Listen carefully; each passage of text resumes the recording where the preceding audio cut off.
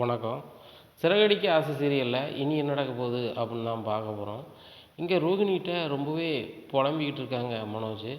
ரோகிணி கண்டிப்பா அந்த முத்து தான பண்ணியிருப்பான். உனக்கு நல்லா தெரியுதுல்ல அப்படிங்கிறாங்க. வேற யாரு பண்ணியிருப்பா மனோஜ்? வேற யாரும் பண்ணியிருக்க மாட்டாங்க. நம்மளுக்கு பிடிக்காத ஆளுன்னா மெயினா அந்த முத்து, மீனாவும் தான். இந்த வீட்லயே அவங்க தான் ரொம்ப கஷ்டப்படுறாங்க. இந்த வீட்ல நம்ம பெரிய தொழிலதிபர்களா இருக்கிறது சுத்தமா பிடிக்கல. நான் சொந்தமா பார்லர் வச்சிருக்கேன். நீங்க சொந்தமா ஃபர்னிச்சர் கடை வச்சுருக்கீங்க. அது போக உங்களுக்கு பெரிய டீலர்ஷிப் கிடைக்க போகுது. ஆனா, அந்த முத்து, மீனா மட்டும் ரொம்ப கஷ்டப்படுறாங்க. அப்போ கஷ்டப்படையில அவங்க என்ன நினைப்பாங்கன்னா, நம்மளோட உயர்ந்து வராங்க. இவங்க இப்படி வரக்கூடாது அப்படின்னு நினைப்பாங்க. அதுவும் கண்டிப்பா அந்த முத்து, மீனாவும் நினைப்பாங்க அப்படிங்கிறாங்க. மீனா கண்டிப்பா நினைப்பா ரோகிணி. ஆனா, முத்து கூட அந்த அளவுக்கு நினைக்க மாட்டான் அப்படிங்கிறாங்க. நீங்க உங்க தம்பி பாசத்துல சொல்றீங்களா அப்படிங்கிறாங்க. அவன நான் ஒரு நாளும் தம்பி பாசத்துல நினைச்சதில்ல. ஆனா, இந்த மாதிரியான வேலைலாம் அவனுக்கு தெரியாது. ஏன்னா, கோயில் பக்கத்துல பூக்கடை வச்சிருக்கிறதெல்லாம் அவங்க அம்மா தான். அந்த மாதிரி சாமியார்லாம் பழக்கம் என் அம்மா மீனாவுக்கு தான். ஆனா, முத்துக்கு அந்த அளவுக்கு தெரியாது. வேணா மீனா சொல்லி வேணா அப்படி செஞ்சிருப்பான். ஆனா, இவங்கள நான் சும்மா விட மாட்டேன் அப்படிங்கிறாங்க. மனோஜ் முதல்ல பிஸ்னஸை பார்ப்போம். நீங்க பயமா இருக்கு பயமா இருக்குன்னு கடைக்கே போக மாட்றீங்க. என்னாலையும் கடைக்கு சரியா போக முடியல. அப்படி இருந்தனால ரொம்ப சங்கடமா போயிரும். நாளைக்கு நம்மள நம்பி டீலர்ஷிப் தராம போயிறக்கூடாது. அதுபோக நம்ம கஸ்டமருக்கு நம்ம எப்பவும் இருக்கிற மாதிரி இருந்தா தான் நம்மட்ட குறைச்சி வாங்க முடியும்னு வருவாங்க அப்படிங்கிறாங்க. ரோகிணி எனக்கு எல்லாமே புரியுது. ஆனா எனக்கு கொஞ்சம் பயமா இருக்கு அப்படிங்கிறாங்க. எவ்வளோ நாள் தான் மனோஜ் பயமா இருக்கு பயமா இருக்குன்னு வீட்ல இருப்பீங்க அப்படிங்கிறாங்க. ரோகிணி இங்க பாரு, ஜோசியர் சொன்னத ஒண்ணுமே செய்ய முடியல. ஒரு நாள் விரதம் இருக்க முடியல.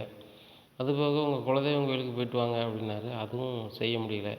அப்படி போனாலும் கூட அவர் சொன்ன அந்த தீச்சட்டியும் அதை கொண்டுட்டு போக முடியல. அம்மாவுக்கு இப்படியே இருக்குது. அம்மா கை வேற நொறிஞ்சு போச்சு. இந்த மீனாவும் முத்துவும் கரெக்டாக பிளான் பண்ணி பண்ணுறாங்க. பார்த்தல, முத்து முட்டையை கொண்டு அங்கே வைக்கான். இந்த மீனா அடுத்த பிளானில் அம்மா கையை நொறிக்கா. இப்படிலாம் நடக்குது. எனக்கு ரொம்ப பயமாக இருக்குது. ஆனால் எனக்கு கடைக்கு போகவே பயமாக இருக்குது அப்படிங்கிறாங்க. மனோஜ், முத்து மீனா அந்த வீட்டில் இருக்காங்க. சரியா? அவங்களும் இந்த வீட்டை விட்டு நம்மளால அனுப்ப முடியல. இந்த வீட்டில் இருக்கிறதுக்கு உங்களுக்கு பயம் இல்லை, கடைக்கு போகிறதுக்கு பயமாக இருக்கும் அப்படிங்கிறாங்க. இல்லை ரோகிணி, அங்கே தானே முட்டை இருந்திருக்கு. அப்போ அங்கே தானே ஃபஸ்ட்டு ஆரம்பிக்கும் பிரச்சனை. அதனால் நான் போகவே மாட்டேன். நீ தான் பார்லர் பார்த்துக்கிட்டு அதையும் பார்த்துக்கணும் அப்படிங்கிறாங்க. என்ன மனோஜ் இப்படி சொல்கிறீங்க அப்படிங்கிறாங்க. ஆமாம் ரோகிணி, நீ தான் பார்க்கணும் அப்படிங்கிறாங்க. சரி மனோஜ், நான் பார்த்துக்கிறேன் அப்படின்னு சொல்லி ரோகிணி தான் கடைக்கு போகிறாங்க. அப்போ சிட்டி கால் பண்ணுறாங்க. கால் பண்ணி, ரோகிணிங்க பாரு, தினேஷோட நிலமை நாளுக்கு நாள் ரொம்ப மோசமாயிட்டு போகுது அப்படிங்கிறாங்க. என்ன சிட்டி சொல்கிற? 2,00,000 தந்தா சரி பண்ணிடலாம், அவன் சரியாயிடுவான் அப்படி இப்படின்னு சொன்னேன். இப்போ என்னன்னா அவன் நிலைமை மோசமாக போகுதுன்னு சொல்கிற அப்படிங்கிறாங்க. ரோகிணி, நான் சொல்கிறது ரொம்ப தெளிவாக தெரிஞ்சுக்கா. அவன் சுத்தமாக சுயநினைவு இல்லாமல் இருந்தான். அப்போ அவன் அப்படி இருக்கான். ஏதாவது ஆயிடக்கூடாது அப்படின்னு சொல்லி உனக்காக தான் நானே கேரளா கூப்பிட்டு அவனை பார்த்தது. அவனை பார்த்துட்டு வைத்தியர் முடியாது அப்படின்ட்டாரு. அப்புறம் ஒரு வைத்தியருக்கு 2 பார்த்து 2க்கு 3 பார்த்து ஒரு ஆளை செட் பண்ணி சரி பண்ணி அவனை ஓரளவு கொண்டு வந்திருக்கு. இப்போ திடீர்னு அவனுக்கு குளிர் காய்ச்ச, ஒரு மாதிரி ஆகுது அப்படி இப்படின்னு என்னெல்லாமோ சொல்லுதாங்க. அவனுடைய நிலைமை ரொம்ப மோசமாக போயிட்டுருக்கு. அவனை காப்பாற்றணும் வைக்கணும் அப்படின்னு சொன்னால் இதோட பெரிய ஒரு வைத்தியரை போய் பார்க்கணும். அவர்லாம் கிட்டத்தட்ட 5 ரூபா கேட்பாராம் அப்படிங்கிறாங்க. 5 ரூபான்னா எவ்வளவு அப்படிங்கிறாங்க. 5 லட்சம் கேட்பாங்களாம் அப்படிங்கிறாங்க. என்ன சிட்டி இப்படி சொல்கிற? திடீர்னு 5 லட்சத்துக்கு நான் எங்கே போகிறது அப்படிங்கிறாங்க. கையில் வெண்ணெயை வச்சுக்கிட்டு ஏன் நீ நெய் களைஞ்சிட்டு இருக்க அப்படிங்கிறாங்க. என்ன சொல்கிறீங்க சிட்டி அப்படிங்கிறாங்க. உங்கள் வீட்டுக்காரர் தான் பெரிய பிஸ்னஸ் மேனே, அவருக்கெல்லாம் அந்த 5 லட்ச ரூபாலாம் பெரிய மேட்ரா? நாங்கள்லாம் அவருக்கு கேள்விப்பட்டோம். அவருக்கு பெரிய டீலர்ஷிப் வந்திருக்கான். அந்த டீலர்ஷிப் வந்தோன்னா பெரிய கோடிக்கணக்கான பணம் அவர்கிட்ட பொருளங்குமா. கிட்டத்தட்ட அனைத்து மாவட்டத்துக்கும் உங்கள் வீட்டுக்கார்ட்ட இருந்து தான் பொருளே போகுமா. ஏன்னா மெயின் டீலரே உங்கள் வீட்டுக்காரர் தானா, சப் டீலர் தான் மற்றவங்களாம் அப்படிங்கிறாங்க. நீ சொன்னது என்னமோ உண்மைதான். ஆனால் அதுக்கு கொஞ்சம் நாள் ஆகும். இன்னும் எங்களுக்கு டீலர்ஷிப் தரலை. தந்த பிறகு தான் அப்படி பண்ண முடியும். அப்படி தந்த பிறகு இது மாதிரி ஏதாவது மேடு பள்ளங்கள்னால் என்னால் செலவு பண்ண முடியும். இப்போ என்னால் பண்ணவே முடியாது சிட்டி அப்படிங்கிறாங்க. அது வரைக்கும் தாங்கணும்ல, அந்த பாடி தாங்கணும்ல அப்படிங்கிறாங்க. உடனே என்ன சிட்டி இப்படிலாம் சொல்கிறேன் அப்படிங்கிறேன். ஆமாம், உண்மையை தான் சொல்கிறேன். எனக்கு ஓவர் ஒரியாக இருக்குது. உனக்காக நான் இங்கே கேரளாவில் உட்காந்துட்ருக்கேன். நீ அசால்ட்டாக இருக்க. எனக்கு அங்கே தொழிலும் போச்சு. இருந்தாலும் நீ என் ஃப்ரெண்டு, உனக்காக நான் ஹெல்ப் பண்ணணும்னு நிற்கேன். எனக்கு அதுக்கு நீ என்ன கைமாறு செய்ய போகிற சொல்லு அப்படிங்கிறாங்க. என்ன சித்தி நீங்கள் சொன்னீங்கன்னு சொல்லி தானே நான் வந்து அந்த வீடியோ எடுத்திருந்தேன் அப்படிங்கிறாங்க. ஆமாம் வீடியோ எடுத்திருந்தேன் நான் வைரல் ஆக்கினேன். அந்த உங்கள் அத்தையே வந்து வாபஸ் வாங்கியிருக்காங்க. உங்கள் வீட்டில் உள்ளவங்கெல்லாம் பேசியிருக்காங்க. இல்லை எனக்கு என்ன பிரயோஜனம் சொல்லு, உனக்காக தான் விவகாரம் பண்ணிகிட்ருக்கேன் பார்த்துக்கோ. 5,00,000 பெரட்டினா நான் வந்து தினேஷை ஒரு ஆள்கிட்ட கூட்டிட்டு வைத்தியத்தை கூட்டிட்டு வந்து காமிச்சு சரி பண்ண பார்க்கேன். இல்லையா தூக்கி கொண்டு இப்போ நேராக அவங்க மாமியார் வீட்டில் ஒன்று போட்டுருவேன் அப்படிங்கிறாங்க. தயவுசெய்து அங்கே போயிடாத அப்படிங்கிறாங்க. அப்படியா சரி ரைட்டு, அப்போ உங்கள் வீட்டுக்கார் கடையில் கொண்டு போட்டுருந்தேன் அப்படிங்கிறாங்க. சித்தி நல்லா இருப்பேன், அதை எதுவும் பண்ணாத. ஏற்கனவே எங்கள் கடையில் யாரோ வந்து 3 முட்டையை ஓதி வச்சுட்டாங்க போயிட்டாங்கன்னு சொல்லி என் வீட்டுக்கார் கடைக்கே வரமாட்டுக்காரு. நான் தான் கடையில் ஃபுல் அண்ட் ஃபுல்லாக இருந்து பார்க்குறேன் அப்படிங்கிறாங்க. அப்போ கடையில் வியாபாரம் நடக்கும்னா அந்த அந்த பணத்தை வந்து சரி பண்ணிட வேண்டியதுதானே அப்படிங்கிறாங்க. கடையில் விற்கிற பணத்தை வந்து நான் இது பண்ணேன்னா என் வீட்டுக்காரருக்கு கணக்கு சொல்ல வேண்டாமா அப்படிங்கிறாங்க. அவர் தான் 1 மாதம் வரமாட்டார் அப்படி இப்படின்னு சொல்கிறீங்களே, அந்த 1 மாதத்துல நீங்கள் மேனேஜ் பண்ண முடியாதா அப்படிங்கிறாங்க. மேனேஜ் பண்ணிடலாம், ஆனால் வியாபாரம் ஆகலையே, நான் என்ன பண்ணுவேன் அப்படிங்கிறாங்க. ஓ நீ தான் கடையை பார்த்துக்கிறியா அப்படின்னு சொல்லிட்டு நினச்சிட்டு சரி ரைட்டு, அப்போ 5,00,000 நாளைக்கே வந்த மாதிரி தான் அப்படின்னு நினைக்கிறாரு. அப்போ ரோகிணி நாளைக்கு வந்து உங்களை நேரில் பார்க்குறேன் அப்படிங்கிறாங்க. சிட்டி எதுனாலும் ஃபோன்லேயே பேசுங்க அப்படிங்கிறாங்க. சரி அப்படின்னு சொல்லிட்டு ஃபோனை வச்சிடுறாங்க. இங்கே ரோகிணிக்கு சரியான பயம், வேறு எதுவும் ஆகிடக்கூடாது இடப்பட்ட அந்த கேப்பில் அப்படின்னு சொல்லி ஒவ்வொருத்தருக்காக கால் பண்ணி பணம் கேட்குறாங்க. ரோகிணிகிட்ட பணம் கொடுத்தா வாங்க முடியாதுன்னு சொல்லிட்டு ஒரு சிலவங்க ஃபோனை எடுக்க மாட்டுறாங்க. ஒரு சிலவங்க ஃபோன் அட்டன் பண்ணிவிட்டு இந்த மாதிரி நீ ஏற்கனவே எனக்கு பணம் தரணும், அதே எப்போ தர போகிற அப்படிங்கிறாங்க. ரோகிணியால் ஒரு பதிலும் சொல்ல முடியல. கடைசி வாய்ப்பாக வந்து விஜயாட்ட கேட்குறாங்க. ஆண்டி உங்கள்கிட்ட பணம் எதுவும் இருக்கா அப்படின்னு கேட்குறாங்க. எதுக்குமா அப்படிங்கிறாங்க. இல்லை ஆண்டி, இன்னொரு பார்லர் ஒன்று விலைக்கு வருது, என்கிட்ட கொஞ்சம் காசு இருக்குது. அவங்க ஒரு 20,00,000 கேட்குறாங்க, நான் 15,00,000 கையில் வச்சுருக்கேனே, ஒரு 5,00,000 எக்ஸ்ட்ரா இருந்துச்சுன்னா அதை வாங்கிடுவேன் அப்படின்னு சொல்லி ஆசை வார்த்தையை இது பண்ணுறாங்க. அது போக அந்த பார்லருக்கும் உங்கள் பேர் தான் வைக்க போகிறேன் அப்படிங்கிறாங்கம்மா. என் மேலே நீ பாசமாக இருப்பேன், நீ எத்தனை பார்லர் வச்சாலும் நீனும் மனோஜும் என் பேர் தான் வைப்பீங்கன்னு தெரியும். ஆனால் வந்து இப்போ என்கிட்ட அத்தட்ட காசு இல்லையே அப்படிங்கிறாங்க. ஆண்டி அந்த பார்வதி ஆண்ட்டிட்ட கேட்டு வாங்கி தரலாம்ல அப்படிங்கிறான். அவன் என்னம்மா செய்வா, அவட்ட ஏது காசு அப்படிங்கிறாங்க. இல்லை ஆண்டி, பார்வதி ஆண்டி பென்ஷன் வாங்குறாங்க, பென்ஷன் லோன் எடுக்கலாம்ல ஆண்டி பேங்கில் அப்படிங்கிறாங்க. ஏம்மா அவன் ரொம்ப பயப்படுவா, ஏற்கனவே எனக்கு ஒரு வாட்டி ஜாமீன்தார் போட்டுட்டு அதுக்கு பயந்துட்டு போய் கிடந்தா, நீ வேணாக்கி கேட்டுப்பாரு நான் சொன்னோம்னு அப்படிங்கிறாங்க. விஜயா ஆண்டி சொல்லிட்டாங்களே அப்படின்னு சொல்லிட்டு நேராக பார்வதி ஆண்டி வீட்டுக்கு போகிறாங்க. ஆண்டி வணக்கம் அப்படிங்கிற. என்னம்மா அப்படிங்கிறாங்க. எனக்கு தனியாக ஒரு பார்லர் ஒன்று விலைக்கு வருது அப்படிங்க. ஏற்கனவே நீ பார்லர் வச்சுருக்கலாமா அப்படிங்கிறாங்க. அது இருக்கு ஆண்டி, இப்போ வந்து இன்னொரு பார்லர் ஒன்று வைக்க போகிறேன் அப்படிங்கிறாங்க. அங்கே விஜயா வீட்டில் நடக்கிறதெல்லாம் இவங்ககிட்ட சொல்கிறது இல்லை. அப்போ அப்படியாம்மா, சரி வேலைக்கு நான் என்ன செய்யணும் அப்படிங்கிறாங்க. நீங்கள் ஒரு 5,00,000 மட்டும் கொடுத்து உதவுங்க, ஏற்கனவே நான் ஒரு 15,00,000 வச்சுருக்கேன், அந்த பார்லர் 20,00,000 சொல்கிறாங்க அப்படிங்கிறாங்க. இங்கே பாரு ரோகிணி, என்கிட்ட கையில் காசு எதுவும் கிடையாது. என் வீட்டுக்கார் வாங்கின சம்பளத்தில் இப்போ பென்ஷனாக வருது ஒரு இல்லாதனால, அந்த பென்ஷனை வச்சு தான் நான் சாப்பிட்டுட்டு இருக்கேன். இப்படி இருக்கும்போது என்கிட்ட எது பணம் அப்படிங்கிறாங்க. ஆண்டி உங்கள்கிட்ட இருக்காதுன்னு எனக்கும் தெரியுது, எங்கள் அத்தைக்கும் தெரியுது. எங்கள் அத்தை தான் அனுப்பிவிட்டாங்க, விஜய் ஆண்டி தான். நீங்கள் வாங்க, ஒரு பேங்கில் லோன் ரெடி பண்ணிடுவோம், உங்கள் பென்ஷனில் வச்சு அது மாதம் கழிக்கிற மாதிரி பார்ப்போம் அப்படிங்கிறாங்க. இங்கே பாரு ரோகிணி, நானும் வேறு ஒரு கதைக்கு பேங்க்கு போய் பார்த்தேன், உங்களுக்கு கம்மியான பென்ஷன் வருது, அதனால் இது கிடைக்கும், லோன்லாம் தர முடியாது அப்படின்னு சொல்கிறாங்க அப்படிங்கிறாங்க. இல்லை ஆண்டி வாங்க, எனக்கு தெரிஞ்ச மேனேஜர் இருக்கார் அப்படின்னு சொல்லிட்டு ஒரு மேனேஜர்கிட்ட போய் கொண்டு விட்றாங்க. நல்லா இருக்கீங்களா, பார்லர் வேலை அப்படி நடக்கு அப்படிங்கிறாங்க. என் வீட்டம்மா நீங்கள் வீட்டுக்கு வர மாட்டேன்னு சொல்லிட்டு இருந்தாங்க, பிஸி ஆகிட்டீங்க போல் அப்படிங்க. ஆமாம் சார் அப்படின்னு பேசி சார், இவங்க வந்து எங்கள் ஆண்டி, இவங்க வந்து பென்ஷன் வாங்கிட்டு இருக்காங்க, எங்கள் வீட்டுக்காரர் வந்து இந்த டிபார்ட்மெண்ட்டில் வேலை பார்த்தாங்க, அவங்க தவறிட்டதுனால இவங்க தான் வந்து அந்த பென்ஷன்லாம் வாங்கிட்டு இருக்காங்க, இவங்க தான் வந்து உங்கள்கிட்ட லோனுக்கு கேட்க வந்திருக்காங்க அப்படிங்க. என்னம்மா என்ன விஷயம் அப்படிங்கிறாங்க.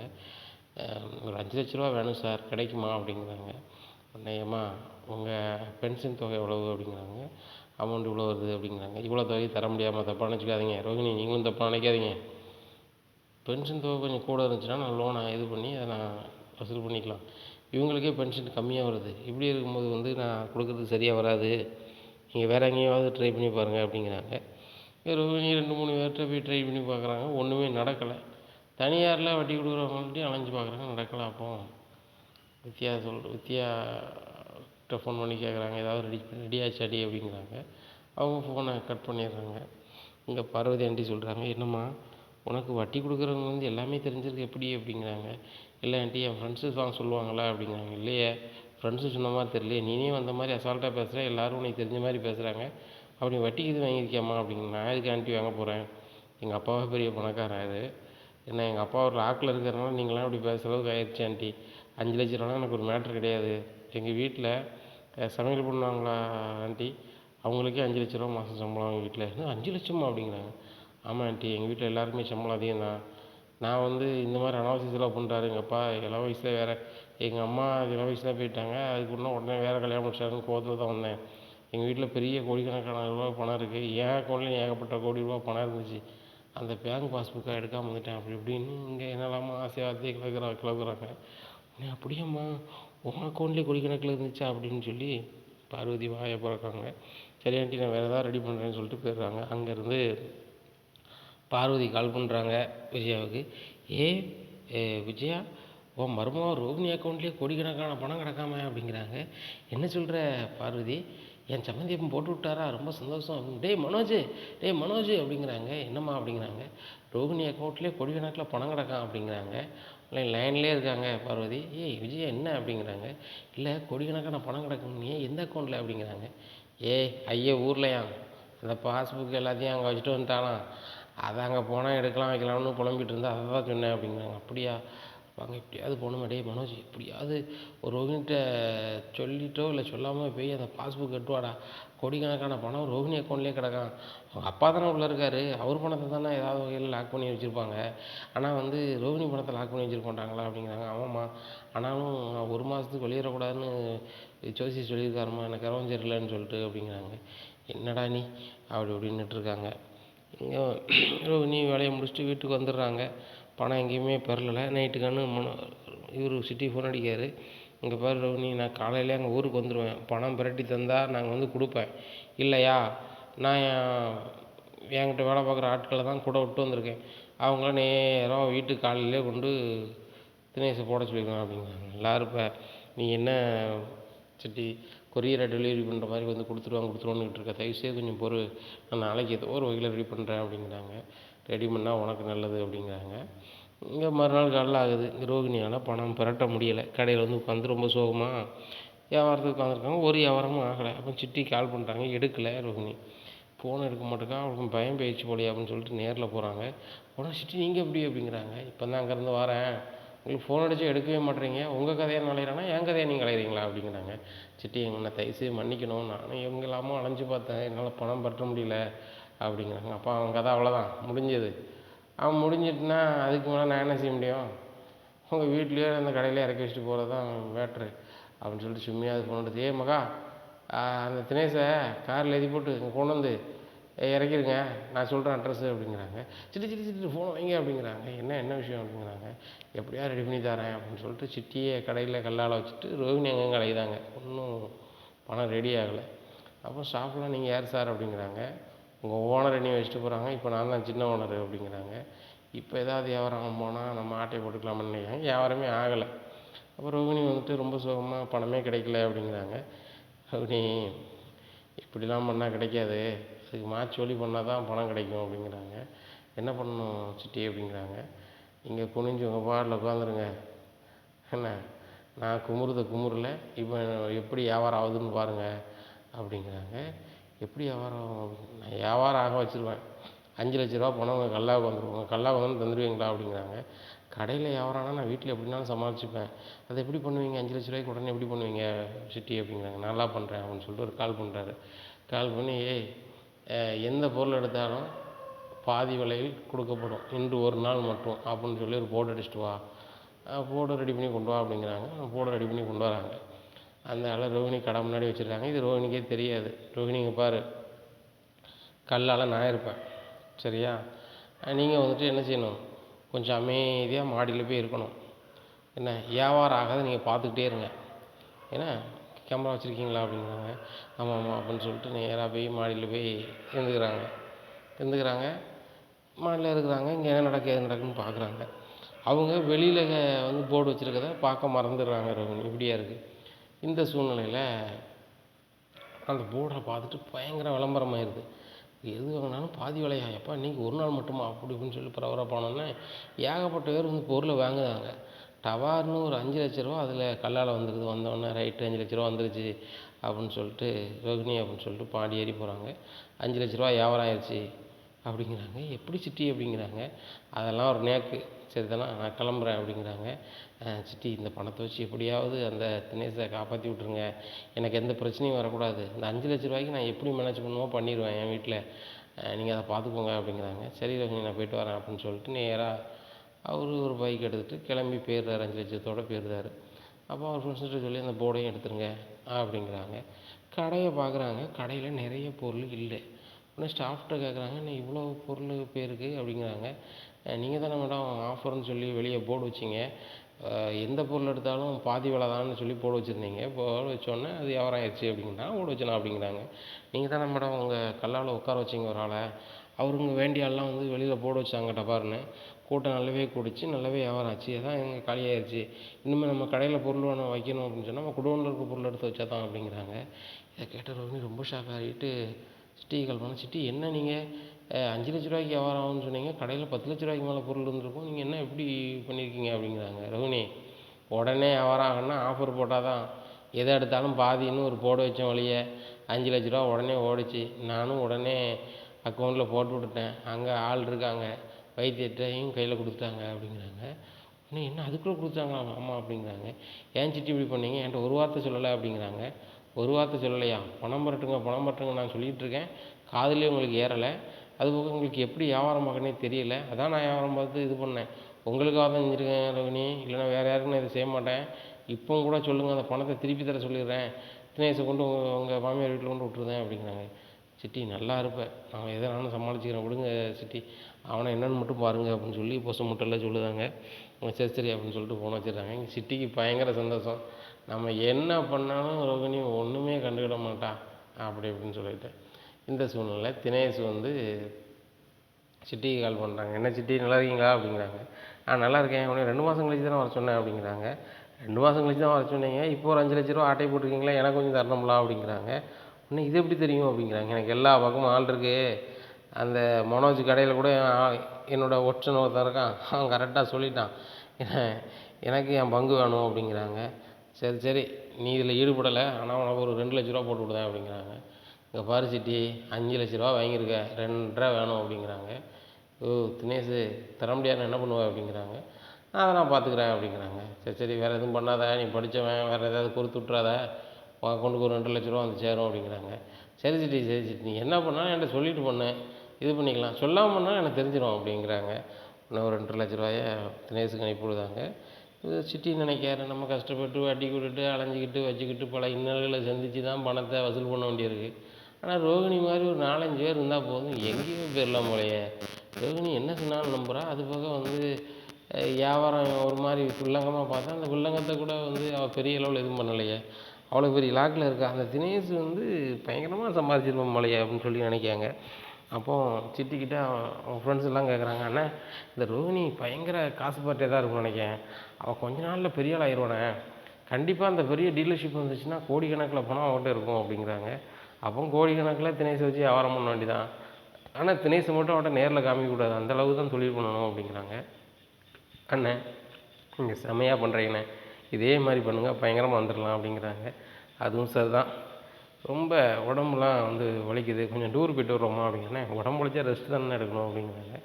ரெஸ்ட்டு நம்ம ஊரில் எடுத்தால் நல்லா இருக்காது, நான் தான் கேரளாவுக்கு போகிறேன் அப்படி இப்படின்னு சீன போடுறேன், கொஞ்சம் கொடைக்கானல் ஊட்டி அந்த மாதிரி போய்ட்டு வருவோம் அப்படிங்கானே. இப்போவே பயங்கர குளிர்ண்ணே அப்படிங்கிறாங்க. குளிர் தான் நம்மளுக்கு செட் ஆகும், கிளம்புங்க கார் எடுங்க அப்படின்னு சொல்லிட்டு கார் எடுத்து நேராக கொடைக்கானல் பார்த்து போயிடுறாங்க. இங்கே முத்துக்கு கார் ஆஃபரே இல்லை, வருமானமே இல்லை. அப்போ சத்யாவுக்கு வந்து ஃபைனல் இயரில் கொஞ்சம் பணம் கட்ட வேண்டியிருக்கு, அதை கட்டினா தான் அந்த சர்டிஃபிகேட்லாம் வந்து வரும் அப்படி இப்படின்னு சொல்லிக்கிட்டு இருக்காங்க. அப்போது முத்துக்கு ரொம்ப கஷ்டமாக இருக்குது, நம்மளால் உதவி பண்ண முடியலையே அப்படின்னு சொல்லிட்டு அப்போ தெரிஞ்சவர்கிட்ட சொல்கிறாங்க, பணம்லாம் கட்ட தேவையில்லை, இதுக்கெலாம் வந்து அந்த பள்ளிக்கூடத்தில் நிப்பாட்டக்கூடாது அந்த பேப்பரை அப்படின்னு சொல்லி பேசி ரெடி பண்ணி வாங்கிடுறாங்க. உடனே மாமா ரொம்ப நன்றி மாமா, நீங்கள் சொன்னோன்னு தான் வந்து உடனே தந்துட்டாங்க, இல்லைனா பணம் கட்டிருப்பாங்க அப்படிங்கிறாங்க. டேய் நானும் பணம் பரட்டுதான்னு பார்த்தேன், ஒன்றும் நடக்கலடா, அதான் எனக்கு தெரிஞ்சவர்கிட்ட போய் சொன்னேன். எனக்கு தெரிஞ்ச தலைவர் இருக்கார்ல, அவர்கிட்ட சொன்னேன். அவர் கூட உள்ளவர் எனக்கு ரொம்ப வேண்டிய ஆள். அதனால் இப்படி பண்ணி தந்துட்டாரு அப்படிங்கிறாங்க. சரி மாமா, ரொம்ப நன்றி மாமா அப்படிங்கிறாங்க. இங்கே சத்யா அம்மா, மாப்பிள்ளை பணம் பரட்டிட்டேன். நீங்கள் ஒரு ஆளை வச்சு தானே சத்யாவுக்கு இப்படி பேசியிருப்பீங்க, அவங்களுக்கு காசு கொடுக்கணுங்களா அப்படிங்க. அத்தை அதெல்லாம் விடுங்க அத்தை. இப்போ சீதாவுக்கு ஒரு பொண்ணிடம் மாப்பிள்ளையிடம் வந்திருக்குன்னு சொன்னீங்களா, என்னாச்சு அப்படிங்கிறாங்க. இல்லைப்பா, விசாரித்தாங்க வச்சாங்க, சத்யாவை பற்றி சொல்லியிருப்பாங்க போல் பக்கத்தில், அதனால் பொண்ணு வேண்டான்ட்டாங்க அப்படிங்கிறாங்க. அத்தை இதுக்கு ஏன் கொலை போடுறீங்க, போனால் போயிட்டு போட்டோம். சீதா அழகுக்கும் அறிவுக்கும் அவள் பண்புக்கும் கண்டிப்பாக நல்ல மாப்பிள்ளை கிடைக்கும், நானே பார்க்குறேன், நீங்கள் கவலைப்படாதாங்க அப்படிங்கிறாங்க. மூத்த பையன் நீங்கள் இருக்கும்போது எனக்கு என்ன மாப்பிள்ளை கவலை, சத்யாவுக்கு ஒரு உரி வரும்போதெல்லாம் நீங்கள் தான் வந்து நிற்கீங்க அப்படிங்கிறாங்க. அத்தை மூத்த பையனா அந்த வீட்டில் என்னன்னாலும் நான் தான் வந்து நிற்கணும், அதையும் என் கடமைத்தை, நீங்கள் விடுங்க அப்படிங்கிறாங்க. மீனா வாங்க அப்படிங்கிறாங்க. மீனா இப்போ தான் அந்த மாப்பிள்ளை ஃபோன் அடித்தா வந்துட்டுருக்கா அப்படிங்கிறாங்க. மீனா அப்படிங்கிறாங்க. எங்க என்னை மன்னிச்சிருங்க, என்னால் தான் உங்கள் அம்மாவுக்கு இப்படி ஆயிடுச்சு அப்படிங்கிறாங்க. இங்கே பாரு, நான் ஒன்றுமே நினைக்கல, அன்னைக்கு சொல்லி தான் இன்றைக்கும் எங்கள் அம்மாவை காப்பாற்றணும்னு சொல்லி தான் அந்த கம்பை வச்சு 4 வாங்கியிருக்கேன். நீ என்ன செஞ்சுருக்கணும், அதை வச்சு அந்த ரோகிணி, அந்த மனோஜ் அவங்க எல்லாத்தையும் நீ வாங்கியிருந்தேன்னு வச்சுக்கோங்க, கொஞ்சம் ஆறுதலாக இருந்திருக்கும். எங்கள் அம்மாவும் நீ என்னெல்லாமல் பேசியிருக்காங்க. பெத்த தாயை வந்து ஒரு ஆள் வந்து மேலே கை வச்சா கொஞ்சம் கடுப்பாக தான் ஆகும், மற்றவனா நான் கடுப்பாக தான் ஆகிருப்பேன். ஆனால் நீ பண்ணதில் ஒரு நியாயம் இருக்குது, நானாக இருந்தால் அந்த இடத்துல இருந்தால் நான் தானே செய்ய முடியும், நீ வருத்தப்படாத அப்படிங்கிறாங்க. இல்லைங்க, 1 மாதத்துக்கு அவங்க வந்து கையை தூக்கக்கூடாது வைக்கக்கூடாதுன்னு சொல்கிறாங்களே அப்படிங்கிறாங்க.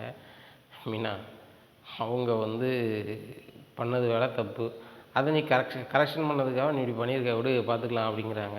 மாப்பிள்ளை நாங்கள் வேணால் சம்மந்திட்டு போய் மன்னிப்பு கேட்கட்டுமா அப்படிங்கிறாங்க. அத்தை எங்கள் அம்மா ஏற்கனவே ஆடுவாங்க, நீங்கள் சிலங்கை போய் கட்டி விட்றாதாங்க, ரொம்ப ஆடுவாங்க, இது சரி வராது. ஏற்கனவே மனோஜ் கடையில் யாராவது முட்டையை வச்சாங்கன்னா அது முத்து தான் வச்சுருக்கணும், முத்துவும் மீனாவும் சேர்ந்து தான் வச்சுருக்கணும். அவங்க வச்சுட்டு இப்படியும் செய்தாங்க அப்படியும் செய்தாங்கன்னு பேசிக்கிட்டு இருக்காங்க, லாய்க்கக்கூடாது. எங்கள் அப்பா ரொம்ப உடம்பு சரியில்லாத ஆள், அவர் வந்து எங்களுக்காக சப்போர்ட் பண்ணிகிட்டே இருக்கார். இந்த மாதிரி சூழ்நிலை வேறு ஏதாவது உரி வந்துச்சுன்னா நல்லா இருக்காத, நான் சொன்னால் புரிஞ்சுக்கிடுங்க. எங்கள் அம்மாட்ட நீங்கள் மன்னிப்பு கேட்க வேண்டாம், மீனாவுக்கு தான் அவங்க வந்து நன்றி சொல்லணும், அந்த இடத்துல தான் இருக்காங்க. ஆனால் அதை அவங்க புரிஞ்சுக்கிடாமல் இருக்காங்க. நீங்கள் போய் கேட்டேன்னு வச்சுக்கோங்களேன், சரியே வராது. பாருங்கள், எங்கள் அம்மா பணத்தை வாங்கிட்டு பெட்டிஷன் வாபஸ் வாங்கியிருக்கு. ஆனால் சத்யாவுக்கு என்னமோ பெரிய வாழ்க்கையே கொடுத்த மாதிரி பெருசாக பண்ணாங்க. அந்த மாதிரி தான் எங்கள் அம்மா பண்ணும், கேட்க போனால் என்னத்தையாவது பண்ணும், அது சரி வராத, நீங்கள் விடுங்க அப்படின்ட்டு இருக்கும்போது சீதாவுக்கு 2வது பார்த்த மாப்பிள்ளை வீட்டிலேருந்து கால் பண்ணுறாங்க.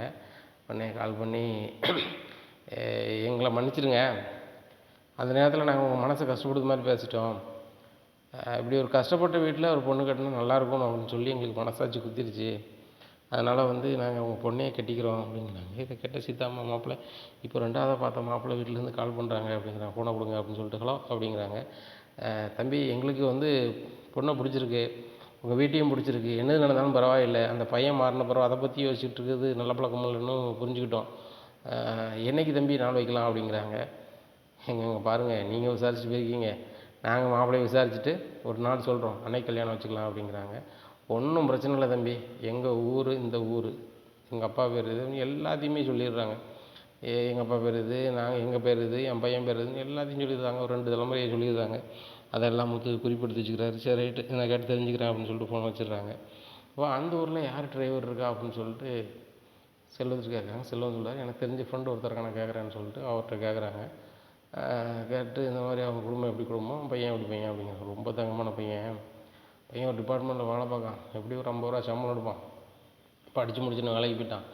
அது போக அந்த பையன்கிட்ட எந்த கெட்ட பழக்கம் கிடையாது, அவங்க அப்பா அம்மா ரொம்ப நேர்மையான ஆட்கள், அவங்களுக்கு விவசாய நிலம் நிறைய இருக்குது, அவங்க அப்பா ஃபுல் அண்ட் ஃபுல்லாக விவசாயம் தான், ஆனால் சிட்டிக்குள்ளே இருக்காங்க, காலையில் விவசாயத்துக்கு போயிட்டு தான் அவர் வந்து சிட்டிக்குள்ளே வருவார், அந்தளவுக்குள்ள ஆள் அப்படி இப்படிங்கிறாங்க. உடனே சரி அப்படின்னு சொல்லிட்டு நடந்தது எல்லாமே முத்துட்டு சொல்கிறார். முத்து நல்ல பையனா, அப்பாவுக்கு விவசாயம் பண்ணி தானே, ஆனால் சிட்டிக்குள்ளே இருக்கார், ஆனால் விவசாயம் பண்ணதுக்கு காலைல போயிட்டு நைட்டு தான் வருவாராம். இந்த பையன் சிட்டிக்குள்ளே ஏதோ ஒரு டிபார்ட்மெண்ட்டில் வேலை பார்க்கணும், எனக்கு அது சொல்ல தெரியல, அவன் சொன்னால் எனக்கு சொல்ல தெரியல, நல்ல சம்பளம் ஒரு 50 ரூபாய்ட்டு சம்பளம் எடுப்போம் பண்ணிங்க, நல்ல பையன்னு சொல்லுதாங்க அப்படிங்கிறாங்க.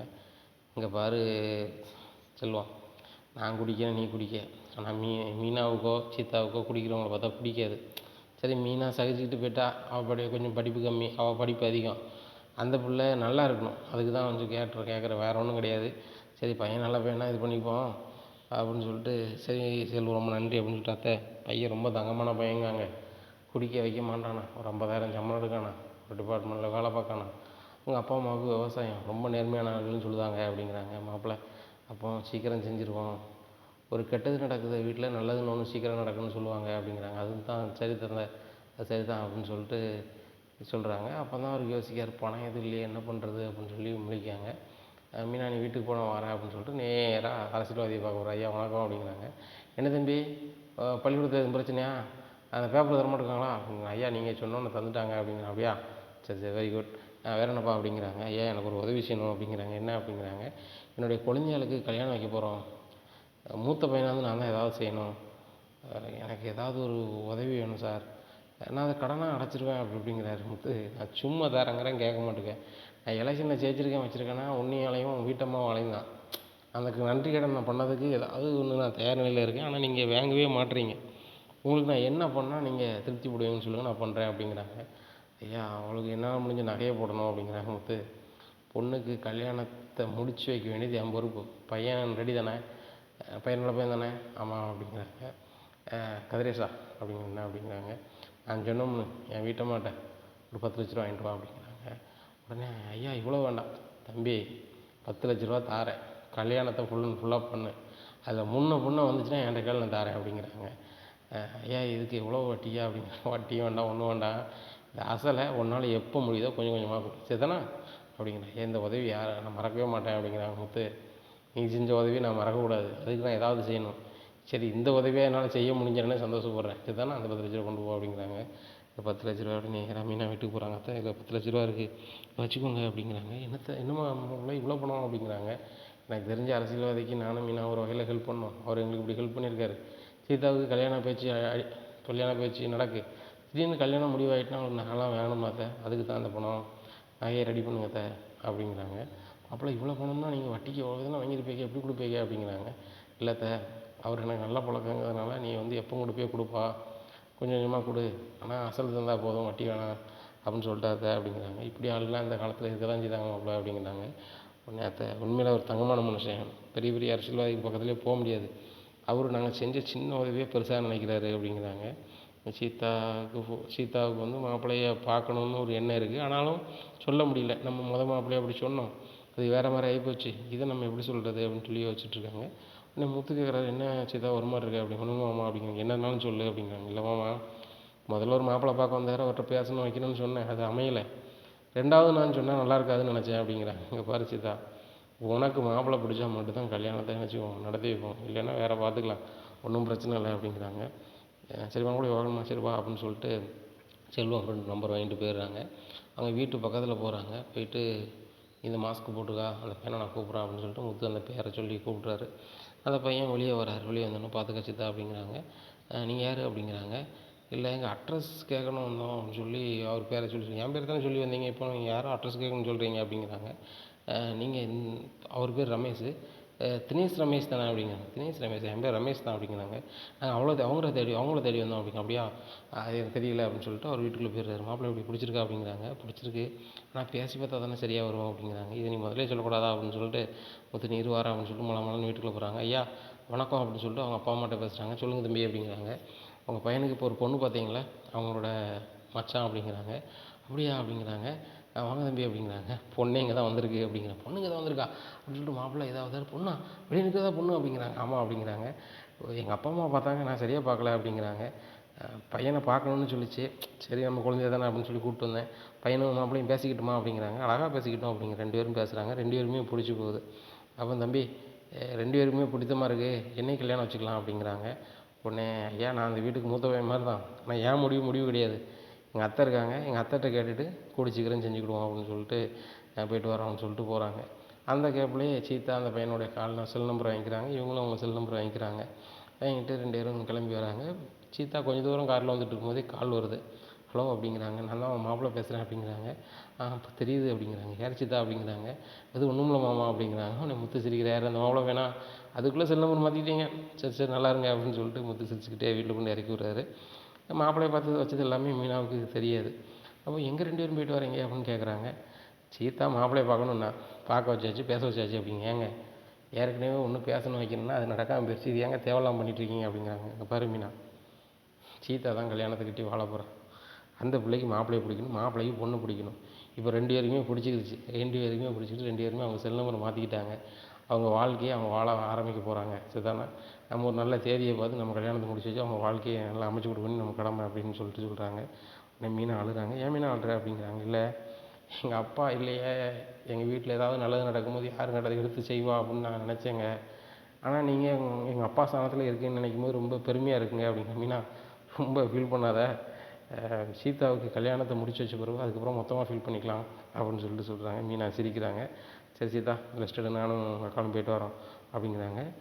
அக்கா பைக்கில் போகலையா அப்படிங்கிறாங்க. அவள் பைக்கு பஞ்சராக இருக்குது, அவன் நடந்து தான் அங்கே போயிருக்கா, இப்போ நாங்கள் வீட்டுக்கு கிளம்புறோம் அப்படின்னு சொல்லிட்டு நேராக வீட்டுக்கு கிளம்புறாங்க. இப்போ 2 பேரும் ஒன்றா சந்தோஷமாக சிரிச்சுட்டு வீட்டுக்குள்ளே வராங்க. அப்போ விஜயா ரொம்ப கை வலியில் உட்காந்துட்ருக்காங்க. அப்போ பார்த்தீங்களாங்க, என் கையை நொறிச்சு விட்டுட்டு 2 பேரும் சந்தோஷமாக ஊர் சுற்றுறாங்க. மனோஜ் வந்து வெளியே போக முடியாமல் உட்காந்துருக்கான், இவங்களுக்கு வெளியே சுற்றிட்டு அலையுதாங்க அப்படிங்கிறாங்க.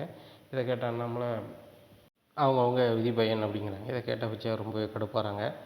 இனி என்ன நடக்கும் இந்த விஜயா வீட்டில் அப்படிங்கிறத பொறுத்து வந்து பார்க்கலாம். நம்ம சேனலை நீங்கள் கொஞ்சம் மறக்காமல் லைக் அண்ட் சப்ஸ்கிரைப் பண்ணுங்கள். நன்றி, வணக்கம்.